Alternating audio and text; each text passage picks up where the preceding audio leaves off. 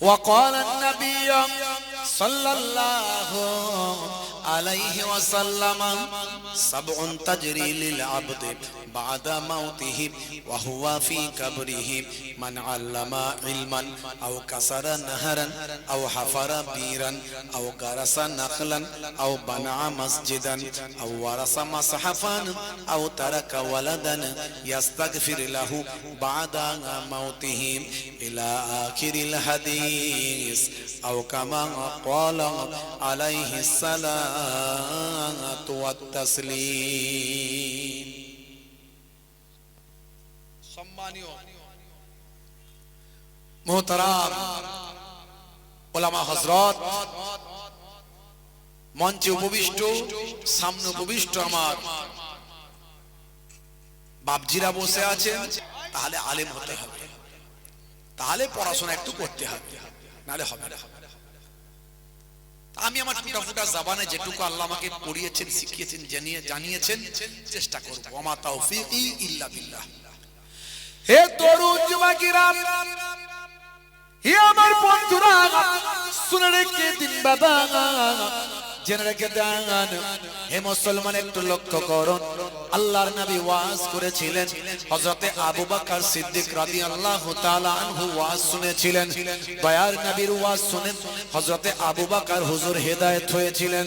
আল্লাহর নবী ওয়াজ করেছিলেন, হযরতে ওমর ফারুক রাদিয়াল্লাহু তাআলা আনহু হেদায়েত হয়েছিলেন। আল্লাহর নবী ওয়াজ করেছিলেন, হযরতে উসমান জিন্নুরাইন হেদায়েত হয়েছিলেন। আল্লাহর নবী ওয়াজ করেছিলেন, হযরতে আলী মুর্তজা কারামাল্লাহু ওয়াজহু হেদায়েত হয়েছিলেন।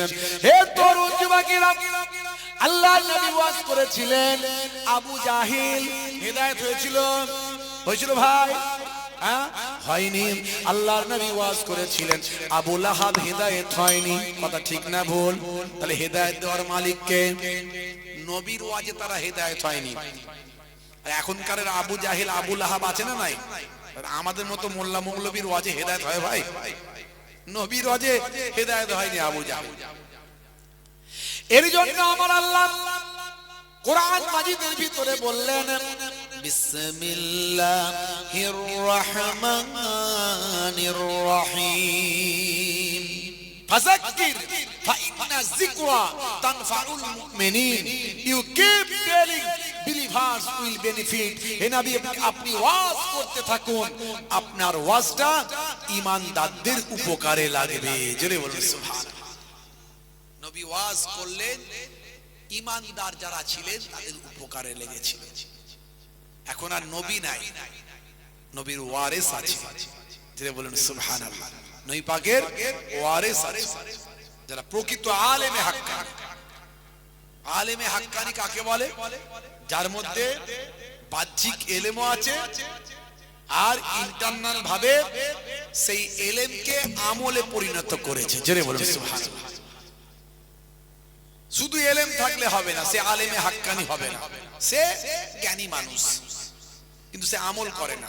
আমি নিজে ওয়াজ করছি যে বাবা, গীবত করা জিনার থেকেও মহাপাপ, আল গীবাতু আসাদ্দু মিনাজ জিনা। আর আমি নিজে গীবত করছি, এর কথা ওকে বলছি, ওর কথা ওকে বলছি। ভাই আমার, ষড়যন্ত্র করছি, 10 জন লোক নিয়ে গীবত শিকায়ত করে ভুল বোঝাচ্ছি। একজন বক্তার বিরুদ্ধে, একজন হুজুরের বিরুদ্ধে, একজন মৌলানার বিরুদ্ধে। তাহলে কি হলো? মানা হলো? যেটা বললো সেটা মানলো কি? মানা হলো না।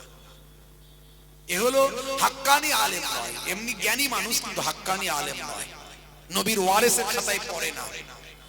হে তরুণ যুবকেরা, আল্লাহর নবী বলেন, হে দুনিয়ার মানুষ শোনো, আনা খাতামান নবিয়িন লা নবিয়্যা বাদি। আমি হলাম শেষ নবী, আমার পরে আর কেউ নবী আসবে না। নবী আসার দরজা বন্ধ হয়ে গেল, আমার পরে আর কেউ নবী আসবে না, আমি হলাম শেষ নবী। তবে শুনে রেখে দাও, জেনে রেখে দাও, কাল কিয়ামত পর্যন্ত নবী না এলেও নবীদের ওয়ারিস আসবে, নবীদের বংশধর কিয়ামত পর্যন্ত আসবে। তবে নবীদের বংশ কারা একটু ভালো করে বুঝবেন। এই যে ভাই আমার, নিজের নামের সঙ্গে নবীর আওলাদ লিখে দিলেই নবীর বংশ হওয়া যায় না। 1450 বছর ধরে আপনি গ্যারান্টি দিতে পারবেন না আপনি সঠিকভাবে নবীর আওলাদের খাতায় পড়ছেন কিনা। তবে যে যা পারে লেখে। এই জন্য এই সব নিয়ে বাড়াবাড়ি করা যাবে না, বংশ নিয়ে বাড়াবাড়ি করা ইসলামে নিষেধ। হে তরুণ যুবকেরা, তবে নবীর ওয়ারিস আপনার ঘরের ছেলেটাও হতে পারে, নবীর বংশের তালিকায় আপনার ঘরের ছেলেটাও নাম লেখাতে পারে যদি সে হাক্কানি আলেম হয়। হে তরুণ যুবকেরা, আমার নবী দয়ার নবী জানিয়ে দেন, আল উলামা ওয়ারাসাতুল আম্বিয়া, যারা প্রকৃত আলেমে হাক্কানি তারা সব নবীদের বংশধর। জোরে হবে না, জোরে হবে না। আমার বাপের দিক থেকে, মায়ের দিক থেকে, দাদুর দিক থেকে, দাদির দিক থেকে, নানার দিক থেকে, আমি মোহেবুল্লাহ হুসাইনি সব দিক থেকে যদি দেখেন, কুরসি নামাটা কুরাইশ খানদানের সঙ্গে গেছে, আহলে বায়াত খানদানের সঙ্গে গেছে। কিন্তু এই নিয়ে আমার মুখ থেকে কোনোদিন শুনবেন না আং বাং তাং যা খুশি বলবেন না। আমার দাদুজান কোনোদিন বলতেন না, নানাজান কোনোদিন বলতেন না, তারা নিজেদের নামটা আহকার বলে লিখতেন ছোট করে, বুঝতে পারছেন। আমার আব্বাজান কোনোদিন বলেন। এখন অনেক সব বক্তারা বেরিয়ে এখন বিরাট ব্যাপার স্যাপার, বুঝতে পারছেন। তো মনে রাখবেন, কেউ বংশ নিয়ে, কেউ পীরত্ব নিয়ে, কেউ মৌলানাগিরি নিয়ে, কেউ মুফতিগিরি নিয়ে গর্ব করা ইসলামে নিষেধ। ইন্নাল্লাহা লা ইউহিব্বুল মুতাকাব্বিরিন, অহংকারীকে আমার আল্লাহ পছন্দ করেন না। ভাইরা আমার, আমি যদি ছোট হুজুরের নাতি হয়ে গর্ববোধ করি, বিন্নাগরী হুজুরের পোতা হিসাবে গর্ববোধ করি, অহংকার করি, তাহলে আপনি তো নবীর খানদান, হযরতে আদম আলাইহিস সালাতু ওয়াস সালামের বংশধর। কথা ঠিক না ভুল? তাহলে আপনি তো নবীর বংশধর। অর্থাৎ এগুলো ইসলামের কোনো প্রাধান্য নাই। কোটিপতি লোক মসজিদে গিয়ে দাঁড়িয়েছে, তার পাশে তার গোলাম দাঁড়িয়েছে, একটাই জায়গা ফাঁকা আছে, না হলে পরের কাতার, আগে সামনের কাতার ফিল আপ করতে হবে। এটাই ইসলামের নির্দেশ। কথা ঠিক না ভুল বলেন? কোটিপতি লোক, বিরাট বড় মন্ত্রী, বিরাট বড় নেতা, বিরাট বড় জমিদার, বিরাট টাকার মালিক, সে মসজিদে দাঁড়িয়েছে, তার ড্রাইভার সাহেব নামাজ পড়তে ঢুকে দেখছে আমার মনিবের পাশে, আমার মালিকের পাশেই জায়গাটা ফিল আপ করতে হবে, কাতারটা ভরাতে হবে। তাই সে কি পেছনের কাতারে চলে যাবে না তার মালিকের পাশেই দাঁড়াবে? কোনটা? যারা বলেন মালিকের পাশেই দাঁড়াবে। কাঁধে কাঁধ লাগলো, পায়ে পা ঠেকলো, বোঝা গেল না কে মনিব আর কে গোলাম। মনে হয় সব আল্লাহর দরবারের গোলাম। জোরে বলুন সুবহানাল্লাহ। এর নাম ইসলাম, এর নাম ইসলাম। अंधे को रास्ता दिखाने का नाम है इस्लाम, प्यासे को पानी पिलाने का नाम है इस्लाम, भूखे को खाना खिलाने का नाम है इस्लाम, अमानत का नाम है इस्लाम, इबादत का नाम है इस्लाम, और मोहब्बत का नाम है इस्लाम। जरे बोलो सुभान अल्लाह। इस्लाम, ISLAM, Islam, I for I, S for soon, L for love, A for mankind, I should love all mankind। অর্থাৎ আমার উচিত সারা বিশ্বের মানুষকে ভালোবাসা। জোরে বলুন সুবহানাল্লাহ। লা ইয়ারহামুল্লাহু মান লা ইয়ারহামুন নাস, যে মনুষ্য জাতির উপর দয়া করে না, মহান আল্লাহ তার উপর দয়া করেন না। জোরে হবে না? যারা ইসলাম বোঝে না তারা ইসলাম নিয়ে কটূক্তি করে, বুঝলে বুঝ পাতা, না বুঝলে তেজ পাতা। ইসলাম ধর্ম নিয়ে মানুষের মধ্যে একটা ভয় ভীতি তৈরি করার চেষ্টা করা হচ্ছে। বলছে এইবারই সময়, এইবারই নাকি সময়, যদি পাল্টাতে না পারো তাহলে সব মুসলিমরা সব নিয়ে নেবে। সর্বনাশ করেছে। কি রে ভাই, 1000 বছর ধরে হিন্দু মুসলিম খ্রিস্টান জৈন বাস করছে, এসব কি প্রচার করছে, এগুলো কি বক্তব্য দিচ্ছে? এগুলো ইংরেজদের আমল 200 বছর গেছে, তার আগে মোগলদের আমল, ভাই আমার মোগল সুলতানেরা শাসন করেছে প্রায় 800 বছর। 800 বছর যেখানে মোগল সুলতানেরা শাসন করলো, ইংরেজরা 200 বছর শাসন করলো, তারপরেও মুসলমানরা সংখ্যা লঘুই রইল, সংখ্যা গুরু হয়নি। কি নিয়ে নেবে ভাই? এইভাবে মানুষকে ভুল বুঝিয়ে একটা ধর্মের সঙ্গে আর একটা ধর্মের অশান্তি লাগানোর চেষ্টা করছে একটা বিশেষ দল, বিশেষ একটা দল। রাজনীতির সুবিধা নেওয়ার জন্য, গদির জন্য, চেয়ারের জন্য, ক্ষমতার জন্য লড়াই হিন্দু মুসলমানের লড়াই নয়। এই লড়াইটা হিন্দু মুসলমানের লড়াই নয়, বরং এই লড়াইটা একটা বিশেষ দল যারা হিন্দু মুসলমান করে আমাদের সংবিধানকে ধ্বংস করার চেষ্টা করছে। সংবিধানকে রক্ষা করার লড়াইয়ে শুধু মুসলমান নয়, শুভবুদ্ধি সম্পন্ন কোটি কোটি হিন্দু, খ্রিস্টান, জৈন, বৌদ্ধ সবাই সম্মিলিতভাবে ওই সাম্প্রদায়িক দলের বিরুদ্ধে লড়াই করছে। বুঝতে পারছেন? এই সাম্প্রদায়িক দল যদি কোনোদিন কোথাও ক্ষমতায় এসেছে, আপনারা দেখতে পাচ্ছেন যেখানে যেখানে আছে কি চলছে সেখানে। আপনি বলবেন এও খারাপ, সেও খারাপ, ও খারাপ। আরে ভাই, আমাদেরকে ওরই মাঝখানে হিসাব করে চলতে হবে, কোনটাই আমাদের লাভ আর কোনটাই লস। সব খারাপ আমি মেনে নিচ্ছি, খারাপ ভালোর মধ্যে, খারাপের মধ্যে কে ভালো সেটাকে তাহলে বাছাই করতে হবে। তা বলে তুমি রাগ করে সেই রাগ করে আমি পুকুরে ডুব মেরে দিচ্ছি বললে তো হবে না, আরো বিপদ চলে আসবে। হে তরুণ যুবকেরা, হে আমার বন্ধুরা, শুনে রেখে দিন দাদা, জেনে রেখে দেন। হে মুসলমান, একটু লক্ষ্য করুন, ইসলাম শান্তির কথা বলেছেন। আল্লাহর নবী 1450 বছর আগে দয়ার নবী আমার পৃথিবীর জমিনে যখন এলেন, পৃথিবীর মানুষ অনাচার, অত্যাচার, পাপাচারে লিপ্ত হয়েছিল। 500 বছর কোনো নবী ছিল না, 500 বছর কোনো প্রফেট ছিলেন না, 500 বছর কোনো গাইডার ছিলেন না। পৃথিবীর মানুষ অত্যাচার, অনাচারে লিপ্ত হয়েছিল। আমার আপনার নবী পৃথিবীর জমিনে এসে পৃথিবীর মানুষকে সঠিক পথে দিশা দিতে লাগলেন। এ তরুণ যুবকেরা, আমার আপনার নবী ভাই আমার আল্লাহ প্রদত্ত নির্দেশনা ফলো করলেন। উদউ ইলা সাবিলি রাব্বিকা বিল হিকমাতি ওয়াল মাউইজাতিল হাসানা। এ তরুণ যুবকেরা, আল্লাহর নবী দু জাহানের বাদশা, মানুষকে কৌশলের দ্বারাই, মানুষকে সুন্দর উপদেশের দ্বারা তারা অন্যায় থেকে দূরে করলেন, অন্যায় থেকে দূরীভূত করলেন, অপরাধ মুক্ত সমাজ তৈরি করলেন। যারা নারীর সতীত্ব নষ্ট করত তারাই নারীর সতীত্ব রক্ষা করল। যারা চুরি করত তারা চুরি করা বন্ধ করে, যাতে করে চুরি না হয়, তারা পাহারাদার হয়ে গেল। হে তরুণ যুবকেরা, যারা মানুষের অত্যাচার করত, জুলুম করত, তারা জুলুম বন্ধ করে দিয়ে জুলুম সমাজ থেকে যাতে বন্ধ করে দেওয়া হয় তার জন্য চেষ্টা করলাম। আমার আপনার নবীর কথা আরবের মানুষ হেদায়েত হলো।